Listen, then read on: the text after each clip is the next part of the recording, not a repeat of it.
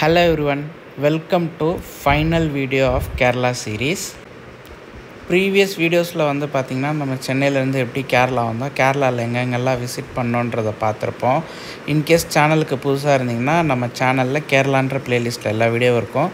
Check பண்ணி பாருங்க. பிடிச்சிருந்தா லைக் பண்ணி ஷேர் பண்ணி சப்ஸ்கிரைப் பண்ணுங்க. வாங்க வீடியோக்குள்ள போலாம். இன்னைக்கு டே 5.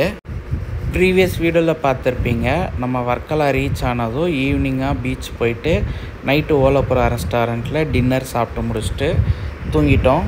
நெக்ஸ்ட் டே மார்னிங் எந்திரிச்சு நம்ம பிரேக்ஃபாஸ்ட்லாம் சாப்பிட்டுட்டு பாப்பாவுக்கு பிரேக்ஃபாஸ்ட் ஊட்டி விட்டு பக்கத்தில் ஒரு சைட் சீயிங் அக்வாரியம் இருக்குதுன்னாங்க. சரி அங்கே போயிட்டு அப்படியே லஞ்சை முடிச்சுட்டு வந்துடலாம் அப்படின்ட்டு அக்வாரியம் வரும்போதே பாப்பாவுக்கான லஞ்சும் செஞ்சு எடுத்துகிட்டு வந்துட்டோம். ஏன்னா ரிட்டன் போகிறதுக்கு எவ்வளோ நேரம் ஆகும்னு தெரியல. ஸோ அது வரைக்கும் குழந்த பசி தாங்க மாட்டான்றதுனால லஞ்ச் எடுத்துகிட்டு வந்தாச்சு. இந்த அக்வாரியம்லேயே உட்காந்து பாப்பாவுக்கு லஞ்சு ஊட்ட ஆரம்பிச்சிட்டோம். கிளம்புறதுக்கு கொஞ்சம் நேரத்துக்கு முன்னாடி லஞ்சு ஊட்டி முடிச்சுட்டு சரி ஓகே சுற்றி பார்த்தாச்சுன்ட்டு இங்கேருந்து நம்ம கிளம்பியாச்சு. இந்த அக்வாரியமில் மொத்தம் 3 ஃப்ளோரு. 3 ஃப்ளோர்லேயும் பலவிதமான மீன்கள் வச்சுருந்தாங்க. அப்புறம் கொஞ்சம் நண்டு, பாம்பு இந்த மாதிரிலாம் வச்சுருந்தாங்க. அங்கங்கே 1-2 பெட்டி காலியாலாம் இருந்தது. இந்த அக்வாரியத்துக்கு ஒரு ஆளுக்கு 30 ரூபா வாங்குகிறாங்க என்ட்ரி ஃபீஸுன்ட்டு. ஒரு 1.5 வயசு 2 வயசு இருக்க குழந்தைங்கள கூப்பிட்டு போகிறதுக்கு ஒரு அருமையான ஸ்பாட்டு. இந்த அக்வாரியம் பார்த்து முடிச்சுட்டு நம்ம லஞ்சு சாப்பிட்றதுக்காக அப்படியே காரில் சுற்றிக்கிட்டே இருந்தோம். ஒரு நல்ல ரெஸ்டாரண்ட்டாக கிடைக்குமான்னு பார்த்தா பட் ஒரு சில இடத்துல கேரளா ரைஸ் மட்டும்தான் இருக்குதுன்ட்டாங்க. ஸோ அதனால் ஓகே நார்மல் ரைஸ் எங்கே கிடைக்கும் தேடி அலைஞ்சோம். கடைசியில் சரி வேறு எங்கேயும் போவேன், வர்க்கலா கிளிஃபில் போய் பார்க்கலாம் அப்படின்ட்டு வர்க்கலா கிளிஃப் போயிருந்தோம். அங்கே வந்து ஓலப்புரா ரெஸ்டாரண்ட் மட்டும்தான் இருந்தது, வேறு எதுவுமே இல்லை. சரி ஓகே அங்கேயே லஞ்சும் முடிப்போம். இதை நைட்டு டின்னரும் அங்கே தானே ட்ரை பண்ணியிருந்தோம். அந்த ஓலப்புரா ரெஸ்டாரண்ட்டோட பிரான்ச்சு நம்ம பீச் ரோட்டில் அங்கே ட்ரை பண்ணியிருந்தோம்ல, அங்கே ஃபுட்டு டேஸ்ட் நல்லா தான் இருந்துச்சு. இங்கேயும் அதே தானே, ஸோ அதனால் ட்ரை பண்ணிடலாம் லஞ்சுன்ட்டு போயிட்டு 2 மீல்ஸு, ஒரு பிரியாணி, 2 ஃபிஷ் ஃப்ரை வாங்கியிருந்தோம். மீல்ஸ் வந்துட்டு கேரளா ரைஸ்னால கொஞ்சம் ஒரு மாதிரி தண்ணி விட்டு சொசன்னு இருந்த மாதிரி இருந்தது. ஃபிஷ் ஃப்ரை நல்லா இருந்தது. அதே மாதிரி எக்ஸ்ட்ரா பப்படம் கேட்டால் அங்கே கொடுக்கவே இல்லை, தனி சார்ஜஸ்ன்னாங்க. சரி சார்ஜஸ் இருந்தாலும் பரவாயில்ல கொடுங்கன்னு பப்படம் எக்ஸ்ட்ரா வாங்கி சாப்பிட்டோம். லன்ச் முடிச்சுட்டு ரூமுக்கு டைரெக்டாக போய் ரெஸ்ட் எடுத்துகிட்டு அகைன் ஈவினிங்காக கிளம்பி பீச்சுக்கு போனோம். அதுவும் நைட் டைமில் தான் போனோம், பர்ஃபெக்ட் ஈவினிங்கில் கூட போகல. எப்படி நேற்று 6 மணிக்கு போனோமோ அதே மாதிரி தான் 6 மணிக்கு பக்கம்தான் போயிருந்தோம் பீச்சுக்கு.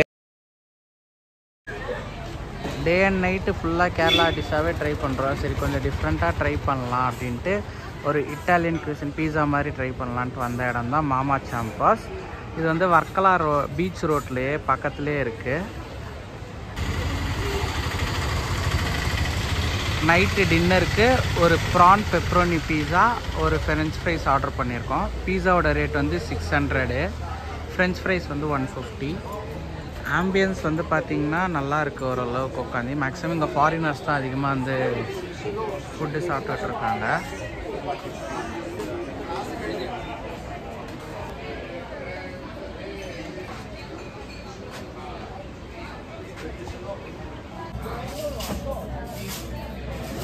வெறும் பீஸாஸ் மட்டும் இல்லாமல் சீ ஃபுட்ஸும் இங்கே அவைலபிளாக இருக்குது.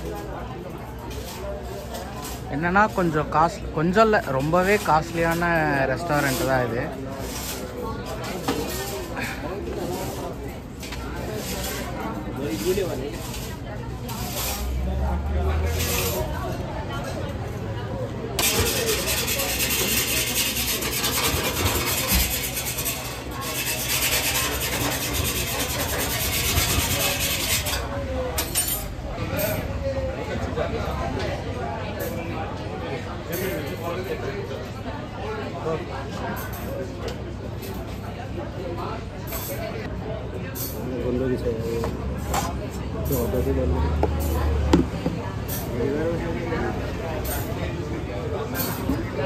நம்மளோட பீஸா ரெடி ஆகிக்கிட்டு இருக்கு.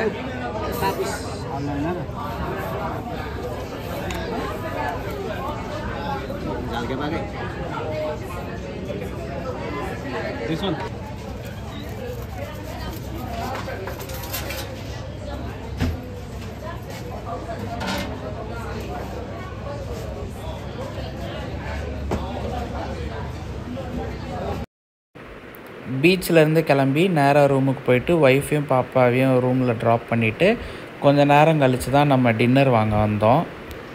பார்சல் வாங்கிட்டு ரூமில் போய் சாப்பிட்டு முடிச்சுட்டு தூங்கி எழுந்திரிச்சு மறுநாள் காலையில் பிரேக்ஃபாஸ்ட் நமக்கு தோசை வாங்கி கொடுத்துருந்தாங்க. ஆக்சுவலாக அங்கே வந்து ரெஸ்டாரண்ட் கிடையாது. ஸோ அவங்க பிரேக்ஃபாஸ்ட் வந்து 2 நாளுமே வெளியே தான் வாங்கி கொடுத்துருந்தாங்க. ஃபஸ்ட்டு டே இடியாப்பம் பால், செகண்ட் டே வந்துட்டு புட்டு கடலைக்கறி வாங்கி கொடுத்துருந்தாங்க. பிரேக்ஃபாஸ்ட்லாம் முடிச்சுட்டு பாப்பாவுக்கு லஞ்சு அதெல்லாமே ரெடி பண்ணிட்டு பேக்கிங்லாம் பண்ணிவிட்டு வழக்கம் போல் தான் 3 மணி பக்கம் லேட் செக் அவுட் தான் பண்ணியிருந்தோம். கூட்டம் நம்ம ஹோட்டலில் பெருசாக இல்லாததுனால லேட் செக் அவுட் பண்ண அலோவ் பண்ணாங்க. நம்மளும் செக் அவுட் பண்ணி முடிச்சுட்டு அங்கேருந்து வர்க்கலாலேருந்து கிளம்பி டைரெக்டாக போன இடம் தான் பத்மநாப சுவாமி டெம்பிள். டைம் இப்போ ஈவினிங் 5 o'clock ஆகுது. நம்ம கேரளாவோட லாஸ்ட் டெஸ்டினேஷன் வந்திருக்கோம். 4 ടിക്കറ്റ് ഇന്നത്തെ 4 ടിക്കറ്റ് വെച്ച് 4 5 5 ടിക്കറ്റ് വെച്ചു ഇന്നത്തെ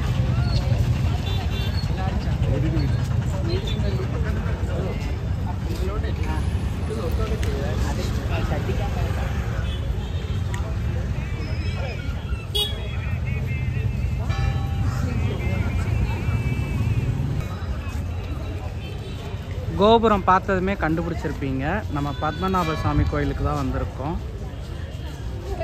இங்கே வந்து ஜென்ஸு வந்துட்டு பேண்ட்டு ஷர்ட்டு எதுவும் அலௌடு இல்லை, வேஷ்டி மட்டும்தான் அலௌடு. அதே மாதிரி லேடிஸ்க்கு வந்து பார்த்திங்கன்னா சாரீ மட்டும்தான் அலௌடு. சுடிதார் அந்த மாதிரி மற்ற காஸ்டியூம்ஸ் போட்டிருந்தா இங்கே தனியாக வேஷ்டி வாங்கி கட்டிக்கிறணும். அது இங்கே 130. அந்த கவுண்டரில் வந்து பார்த்திங்கன்னா கேஷ் மட்டும்தான் அலௌடான். ஜிபே கார்டு எதுவுமே இல்லை இங்கே. அது இல்லாமல் ஒரு தோத்தியோட அதாவது ஒரு வேஷ்டியோட ப்ரைஸ் வந்து 130. அதே மாதிரி சில்ட்ரன்ஸோட பேக் எதுவும் அலௌடு கிடையாது. வெறும் தண்ணி பாட்டில் மட்டும் வேணால் எடுத்துக்கலாம். குழந்தைங்களோட பேக் எதுவும் அலௌடு இல்லைன்ட்டாங்க. ஜிபே வந்ததுலேருந்து கையில் பெருசாக கேஷ் வச்சுக்கிறதில்ல, எல்லா இடத்துலையும் ஜிபேலேயே பேமெண்ட் பண்ணிடுறதுனால கையில் கேஷ் வச்சுக்காமல் தப்பு பண்ணிட்டேன்.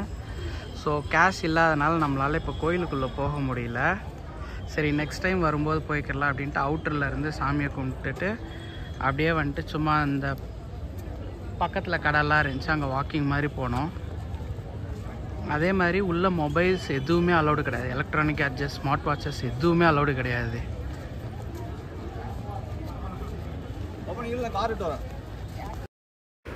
பக்கத்தில் ஏடிஎம் தெரிலனாலும் கொஞ்சம் தூரம் போகணுன்னாங்க. பாப்பா வச்சுக்கிட்டு சரி ரொம்ப தள்ளி போக வேணாம் அப்படின்ட்டு ஜஸ்ட்டு வெளியே இருந்தே சாமியை கும்பிட்டுட்டு கொஞ்சம் நேரம் அப்படியே நின்று அந்த கோயில் கோபுரம் அழகு ப்ளஸ் சன்செட் எல்லாத்தையும் ரசிச்சுட்டு நம்ம அடுத்த ஸ்பாட்டான பீச்சுக்கு கிளம்பிட்டோம். ஏர்போர்ட்டை தாண்டி தான் போகணும் இந்த பீச்சுக்கு. ஏர்போர்ட்லேருந்து ஃபியூ கிலோமீட்டர்ஸ் தான், அதாவது பேக் சைடு தான். உண்மையாக சொல்லணும்னா ஏர்போர்ட்டுக்கு பேக் சைடு தான் இந்த பீச்சு. சரி ரொம்ப ஏர்லியாக போய் என்ன பண்ணுறது ஏர்போர்ட்டுக்கு, நம்ம அதுக்கு பதிலாக வேறு ஏதாவது ஸ்பாட் இருக்குதான்னு கேட்டால் அப்போ தான் டிரைவரை நான் சொன்னாங்க இந்த மாதிரி இங்கே ஒரு பீச் இருக்குது, அது வேணால் போய் பாருங்கள் அப்படின்னாங்க. அண்ட் தென் நாங்களும் வந்துட்டு பீச்சுக்கு போயிட்டு சரி லாஸ்ட்டு 2 days வர்க்கலாவில் தான் நம்ம பாப்பாவை வந்துட்டு நைட்டு கூப்பிட்டு போயிருந்தோம்.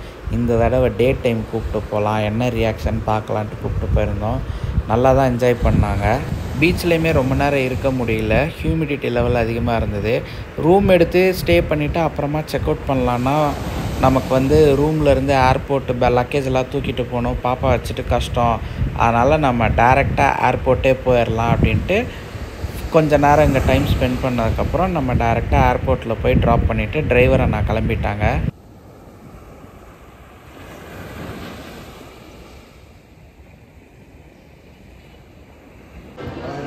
ஃபைனலி நம்ம 6:30க்கெலாம் வந்துட்டு ஏர்போர்ட் வந்தாச்சு. பாப்பாவை வந்துட்டு ஃபஸ்ட் டைம் ஃப்ளைட்டில் கூப்பிட்டு வரணும் அப்படின்ற ஒரு ஆசை இருந்துச்சு. அதனால் வந்து ஃப்ளைட்டு புக் பண்ணியிருந்தோம் ரிட்டனுக்கு. வேறு எங்கே போகிறது ஒரு ஐடியா இல்லை. அது இல்லாமல் லக்கேஜ் நிறைய இருக்குது. பாப்பாவுக்கு தூக்கம் பசி அப்படின்ற மாதிரி ரெண்டும் சேர்ந்து வந்துருச்சு. சரி வேறு எங்கேயாவது போனாலும் பாப்பாவை அலைய வைக்க வேணாம், ரொம்ப தூரம் லக்கேஜையும் வச்சுக்கிட்டு பாப்பாவை வச்சுக்கிட்டு கொஞ்சம் பேலன்ஸ் பண்ணுறது கஷ்டமாக தான் இருக்குது. அதனால் வந்து பார்த்திங்கன்னா வேறு எங்கேயும் போவேன்னா ஏர்போர்ட் போயிடலாம், கொஞ்சம் ஃப்ரீயாவது இருக்கும், நமக்கு டைமும் கிடைக்கும் அப்படின்ட்டு 6:30க்கெலாம் நம்ம ஏர்போர்ட் வந்துட்டோம். இன்னும் இது பேகேஜ் செக்இன் எதுவும் பண்ணல, ஜஸ்ட்டு உள்ளே மட்டும்தான் வந்திருக்கோம். ஒரு 7:30க்கு மேலே பாப்பாவுக்கு டின்னரை ஊட்டிட்டு அதுக்கப்புறம் நம்ம உள்ளே போகலான்ட்ருக்கோம். ஃபஸ்ட் டைம் ட்ரிவாண்ட்ரம் ஏர்போர்ட் வரேன். நல்லாயிருக்கு. 3 இயர்ஸ் 4 இயர்ஸ் பிஃபோர் வந்து பார்த்திங்கன்னா கொச்சி ஏர்போர்ட் போயிருந்தேன். அதுவும் சூப்பராக இருந்துச்சு. இது ஃபஸ்ட் டைம் வரேன் இங்கே திருவேண்டரம். ஓவரால் ட்ரிப்பு வந்து பார்த்திங்கன்னா சூப்பராக இருந்துச்சு. என்ன ஒரே ஒரு இதுன்னா 2 பேராக வந்தீங்கன்னா பாப்பா வச்சுட்டு சமாளிக்கிறது கொஞ்சம் கஷ்டம்.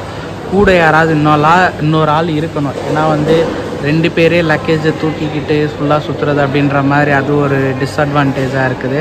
அது இல்லாமல் நீங்கள் எப்போயாவது பிளான் பண்ணி வந்தீங்க, கேரளான்னு இல்லை, எங்கே பேபி வச்சுக்கிட்டு பிளான் பண்ணி போனாலும் ஃபீட் பண்ணுற ஸ்டேஜில் இருக்கும். அதாவது ஃபுட்டு ஊட்டுறதுக்கு முன்னாடி வரைக்கும் நீங்கள் ஓரளவுக்கு ஈஸியாக தூக்கிட்டு போயிடலாம்.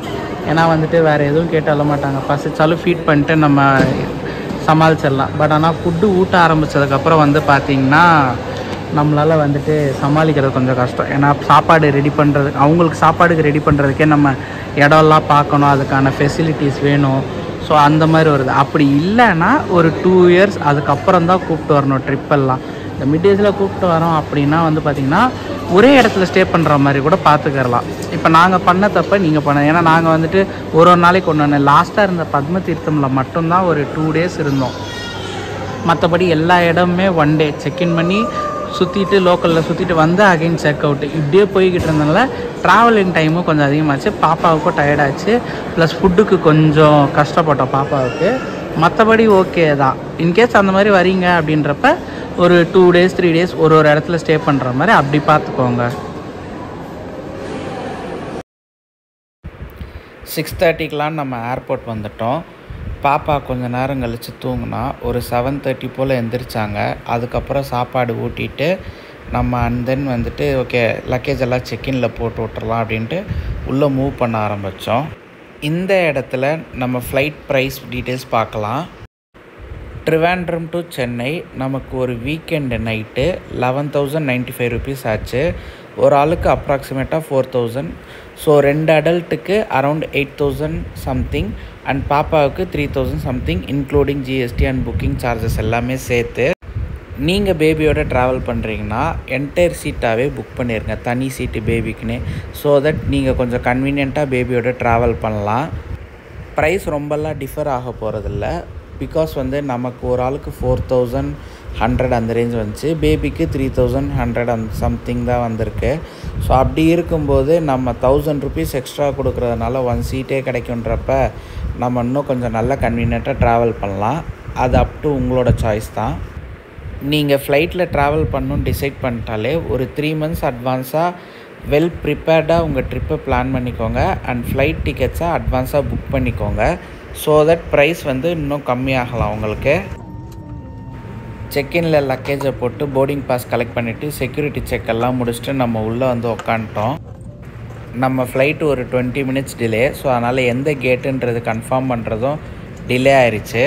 நாங்கள் சென்னை வந்துட்டு டின்னர் முடிச்சுக்கலான்ட்டு இருந்தோம். பட் ஆனால் ஃப்ளைட்டு டிலேனால சென்னை வரதுக்கும் லேட் ஆயிரும். ஸோ அதனால் அங்கே ஏர்போர்ட்லேயே சும்மா ஸ்நாக்ஸ் மாதிரி வாங்கி டின்னரை முடித்தாச்சு. நமக்கான கேட் என்னன்னு கன்ஃபார்ம் பண்ணிவிட்டு நம்ம கேட் ஓப்பன் ஆனதும் எல்லாருமே லைனில் வந்து நிற்க சொன்னாங்க. ஒரு ஆர்டர் வைஸாக வந்துட்டு பிரிச்சுருந்தாங்க. இந்த நம்பர்லேருந்து இந்த நம்பர் வரைக்கும் இந்த கேட்டு போங்க, இந்த நம்பர்லேருந்து இந்த நம்பர் வரைக்கும் இந்த கேட்டுக்கு போங்கன்னாங்க. நம்மளோட நம்பருக்கு போயிட்டு நிறைய பேர் லைனில் நின்னாங்க. பட் நம்ம பேபி வச்சுருந்ததுனால அந்த போர்டிங் பாஸை காமிச்சிட்டு லைனில் நிற்காமல் சர்பாஸ் பண்ணி போயிடலாம். ஆக்சுவலாக பேபியோட ஃபஸ்ட் டைம் ஃப்ளைட்டில் ட்ராவல் பண்ணுறோன்னா வந்துட்டு ஒரு ஃபஸ்ட்டு டைம் ட்ராவலுன்னு ஒரு சர்டிஃபிகேட் மாதிரி கொடுப்பாங்கன்னு யூடியூப் ஷார்ட்ஸோ இல்லைன்னா வந்துட்டு இன்ஸ்டாகிராம்லேயே பார்த்த மாதிரி ஒரு ஞாபகம்.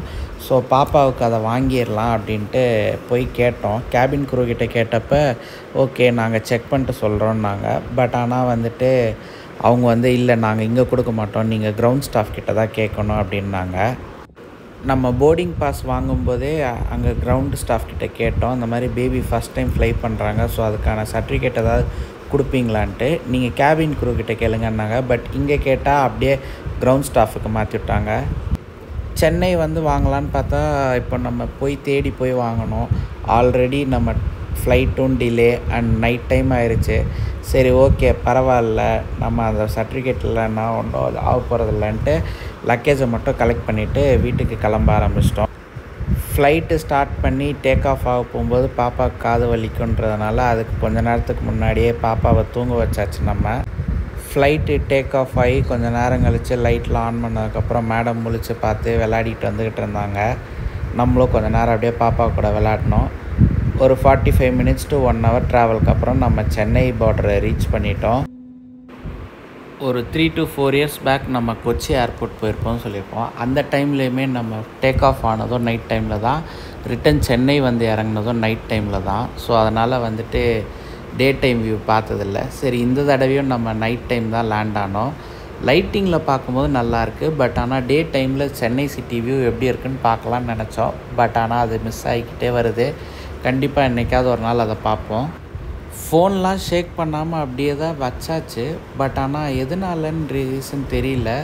மேபி இதர் ஃபாகுனாலையா இல்லை என்ன ரீசன்னு தெரியல. கிளாரிட்டி வந்துட்டு சுத்தமாக இல்லவே இல்லை. வீடியோவில் ஒரு மாதிரி பிளர்டாகவே இருந்துச்சு. எவ்வளோ தான் ஃபோக்கஸ் பண்ணி வச்சாலும் பிளர்டாகவே வந்துக்கிட்டு இருந்தது. ஆஸ் எ நியூ பேரண்ட்ஸாக எல்லாருமே பேபி கூட ட்ராவல் பண்ணுங்கள். ரொம்ப முடியலனாலும் பக்கத்துலேயாவது எங்கேயாவது போயிட்டு வாங்க. லீவ் போட்டு நல்லா டைம் ஸ்பெண்ட் பண்ணுங்கள் பாப்பா கூட. பிகாஸ் இந்த ட்ராவலுக்கு முன்னாடி வரைக்குமே பாப்பா வந்துட்டு எப்போவுமே அவங்க அம்மா கூட தான் அட்டாச்சாக இருப்பாள். இந்த ட்ராவல் முடிச்சுட்டு வந்ததுக்கப்புறம் தான் என்கிட்ட கொஞ்சம் நல்லா அட்டாச் ஆக ஆரம்பித்தா. ஸோ அப்பாங்களுக்கு இது ஒரு டிப்ஸு மாதிரி கூட எடுத்துக்கோங்க. அம்மா எல்லாருமே மெட்டர்னிட்டி லீவு ஆஃபீஸ் போகிறவங்களா இருந்தால், அப்படி இல்லைனா ஹவுஸ் ஒய்ஃபாக இருந்தால், மோஸ்ட் ஆஃப் த டைம்ஸ் இல்லை எல்லா டைமுமே பாப்பா அம்மா கூட தான் இருக்கும். ஸோ அதனால் ரொம்ப அட்டாச்சாக இருப்பாங்க. நம்ம ஆஃபீஸ் ஒர்க்கு அப்புறம் கொஞ்சம் டைம் கிடைக்கும் போது தான் பாப்பா கூட டைம் ஸ்பெண்ட் பண்ணுவோம். பட் இந்த மாதிரி ட்ரிப்பு போகும்போது எல்லா டென்ஷன் கவலை எல்லாத்தையுமே மறந்துட்டு ஃபுல் அண்ட் ஃபுல் பாப்பா கூட தான் டைம் ஃபோக்கஸ் பண்ணுவோம். ஸோ அவங்களும் நம்ம கூட ஈஸியாக அட்டாச் ஆவாங்க, நம்மளை நல்லா ரெக்கக்னைஸ் பண்ணுவாங்க. ஆக்சுவலாக இந்த ட்ரிப்பில் இருந்தே பாப்பா என் கூட நல்லா ஜெல்லாக ஆரம்பித்தா. ட்ரிப்பு முடிச்சுட்டு வந்துட்டு அப்படியே ஃபுல் அண்ட் ஃபுல் ஜாலியாக போச்சு. 9:25க்கு எடுத்து 10:40க்கு வர வேண்டிய நம்ம ஃப்ளைட்டு 9:50க்கு தான் டிபார்ட் ஆனது. ட்ரிவாண்ட்ரத்துலேருந்து சென்னை ரீச் பண்ணும்போது 11 o'clock ஆயிடுச்சு. அண்ட் தென் ஃப்ளைட்லேருந்து இறங்கி வெளியே வந்து லக்கேஜ் எல்லாம் கலெக்ட் பண்ணிவிட்டு நம்ம கேப் புக் பண்ணி கிளம்ப போகும்போது அரௌண்ட் 12 o'clock ஆயிடுச்சு. புதுசாக நிறைய இடங்களுக்கு போனது, கண்டினியூஸாக ட்ராவல்லே இருந்தது. அந்த ஒரு லொக்காலிட்டி சேஞ்ச் ஆனதுனால பாப்பா வந்துட்டு கொஞ்சம் இளைச்சிட்டா. இந்த ட்ரிப்புக்கு முன்னாடி தான் கொஞ்சம் கொஞ்சமாக பாப்பாவை வந்துட்டு வெயிட் ஏற்றிக்கிட்டே வந்தோம்.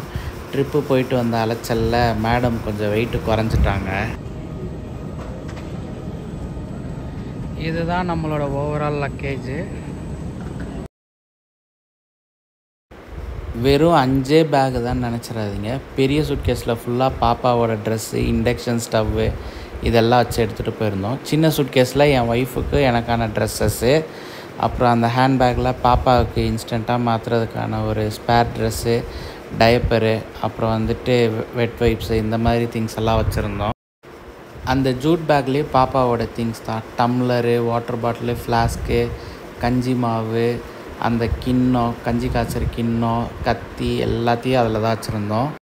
இந்த லக்கேஜ் எல்லாத்தையும் எடுத்துகிட்டு போகிறத விட அதில் திங்ஸ் எடுத்து அரேஞ்ச் பண்ணி வச்சுட்டு திரும்பவும் தேவையானப்போ எடுக்கிறது தான் ரொம்ப பெரிய டாஸ்க்காக இருந்தது.